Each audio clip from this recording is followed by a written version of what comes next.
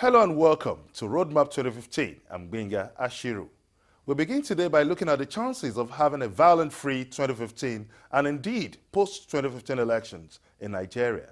From the aftermath of the 2011 polls, the attendant violence has been unabated, posing a clear and present danger to the country. 2015 elections is around the corner and there is a public anxiety about the never-ending bloodshed, especially in the Northeast. Would civilians be brought in the harm's way? Police Service Act clearly stipulates the role of the Nigerian police in ensuring a peaceful elections. But the role of the police in the insurgent attacks in the Northeast has been largely absent, with the Nigerian military taking the lead in the anti-insurgency war. What's at stake is the safety of the Nigerians literally under siege by insurgents.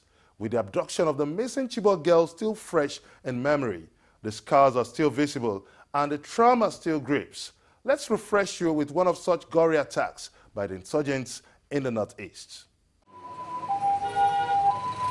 This is what is left after militants attacked Gombe Transport Services Limited Terminal at the Central Motor Park in Gombe, the Gombe state capital.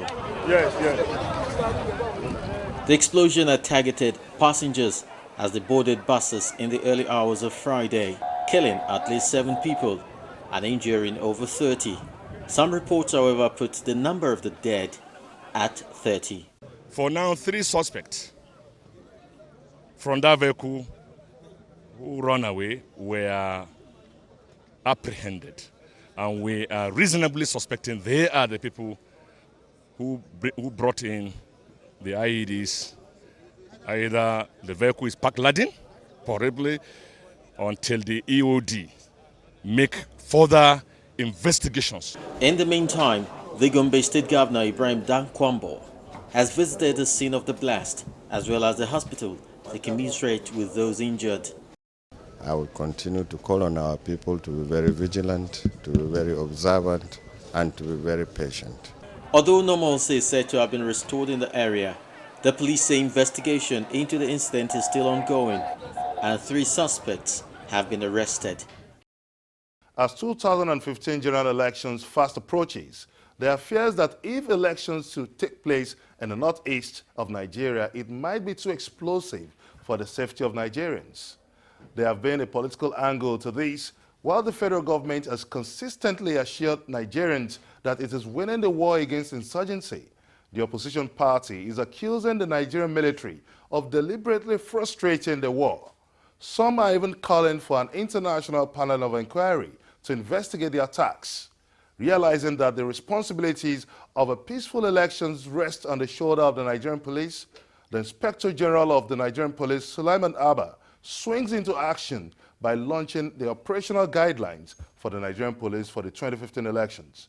Be that as it may, does the Nigerian police have the will, the mandate, and enough resources to make a difference? Channels TV met with the Inspector General of Police, Sulaiman Abba.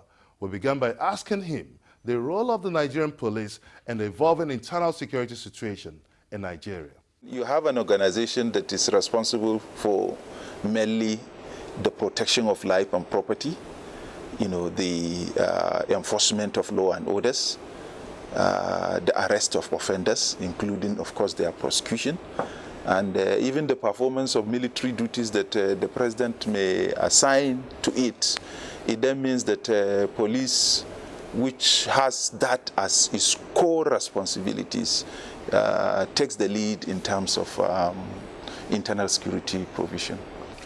What do you see as the role of police in combating terrorism? Now, this is predicated on the fact that there is a public concern that the police role is somehow absent in discharging this exercise. Our own circumstance perhaps is because here you have terrorists who have the ambition, of carving their own country out of a country called Nigeria,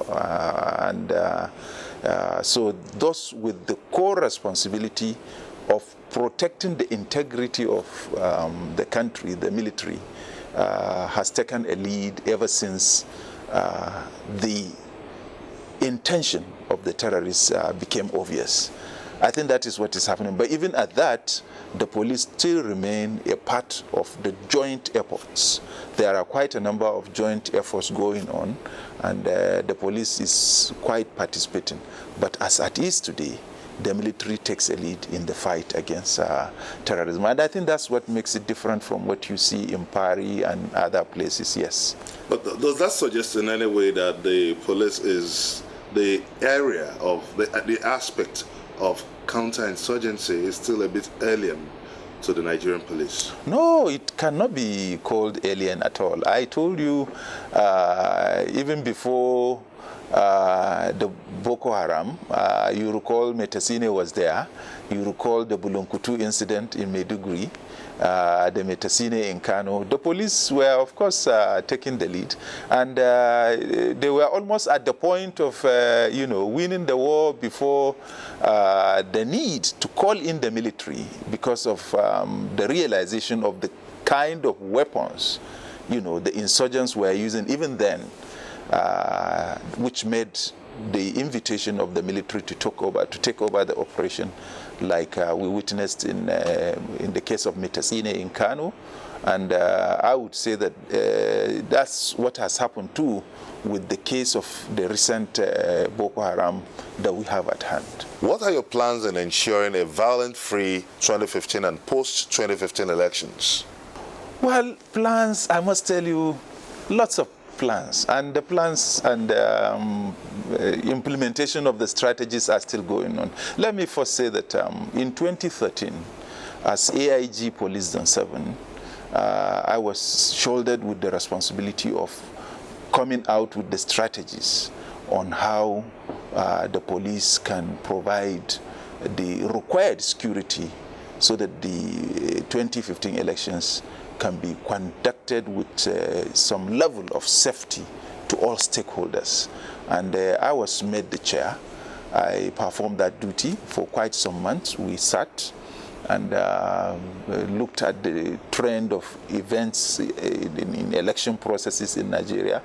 And we were able to come out with lots of suggestions, even implementation strategies, and that became the backbone of the strategies of the police today as regards the security of the 2015 election. So quite a lot of plans, quite a lot of strategies, and I would like to say that we've gone very far in implementing most of those strategies. The anxieties on the Northeast now, it's expected that you will be discharging your boys around the length and breadth of the country, but the situation in the Northeast demands special attention. Do you have enough manpower and resources to manage the situation in the Northeast, talking about the three states, Adamawa, Yobe, and Borno? Well, you see, if you are talking of the Northeast, I'm sure you're talking about Borno, Yobe, Adamawa, and mainly Borno, Yobe, Adamawa. Don't forget, what is happening in those areas is close to a war, and that is why we have been having, emergency, state of emergency in those areas, some level of state of emergency in those areas. And like I said earlier on, the military is leading the war. It's a war situation. And you will agree with me, it is not only affecting Nigeria now. It's a war situation that is affecting Cameroon, it's affecting Chad, it's affecting Niger. And I would say that to say that the police will be responsible for deployment for the elections in those areas alone, I think it may not be the case. But in the areas unaffected, yes, the police will take the lead. But in the affected areas, the military will still be responsible for core security in those areas if the elections will be conducted. But areas liberated by them, which we take hold of, immediately they liberate them. The police will still lead other agencies in providing security in those areas. And manpower, yes, we may not have adequate manpower generally, but we have arrangements to respond to situations where reinforcement is required. And I think Borno Yobe and Adamawa cannot be ruled out when the circumstances arise that it will be necessary or police will be required to send in more men, and we will do that. If you are to advise Mr. President or the Independent National Electoral Commission, would you recommend that elections should go on in the northeastern states? I think I would rather leave that to the military, perhaps with the National Security Advisor, whose sole responsibility it is to advise Mr. President on general security